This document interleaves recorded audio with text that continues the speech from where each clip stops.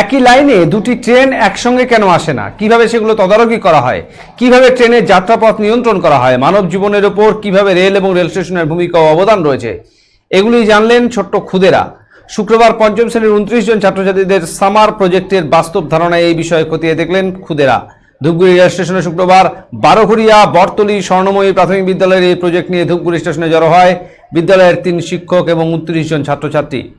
বারোঘরিয়া বরতলী স্বর্ণময়ী প্রাথমিক বিদ্যালয়ের উদ্যোগে সামার প্রজেক্টে আজ পঞ্চম শ্রেণীর 29 জন ছাত্রছাত্রীকে নিয়ে ধূপগুড়ি রেলওয়ে স্টেশনে পরিবেশ বিষয়ের ওপর মানব জীবনে রেলের ভূমিকা ও কীভাবে রেলের যাত্রাপথ নিয়ন্ত্রিত হয় সে সম্পর্কে ছাত্রছাত্রীদের সম্যক ধারণা দেওয়া হলো বলে জানান বিদ্যালয়ের ভারপ্রাপ্ত শিক্ষক জয় বসাক।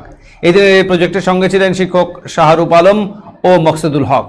সিগন্যাল ব্যবস্থার মাধ্যমে কীভাবে রেলের যাত্রাপথ ঠিক করা হয় সে সম্পর্কেও ছাত্রছাত্রীদের সম্যক ধারণা দেন রেলের আধিকারিক নীতিশ সরকার ও প্রণব মজুমদার।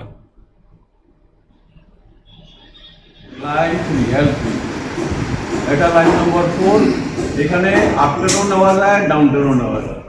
এটা লাইন নম্বর 5, এখানে আপ ট্রেনও নেওয়া যায়, ডাউন ট্রেনও নেওয়া যায়। ডাউনের মেইন লাইন লাইন নম্বর 3। এই যে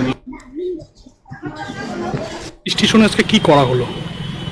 আজকে আমাদের বিদ্যালয়ের পঞ্চম শ্রেণীর ছাত্রছাত্রী যারা, তাদের সামার প্রজেক্টের পরিবেশ বিষয়ের উপরে তাদেরকে একটা ধারণা দেওয়া হলো যে স্টেশনে রেল কী সিস্টেমে চলে বা কীভাবে চলে, কোথা থেকে নিয়ন্ত্রিত হয়, আর কীভাবে রেল যাতায়াত করে এবং কী কী পরিষেবা রেলের থেকে আমরা পেতে পারি এবং মানব জীবনে রেলের ভূমিকাটা কী সে সম্পর্কে ছাত্রছাত্রীদের একটি ধারণা দেওয়া হলো।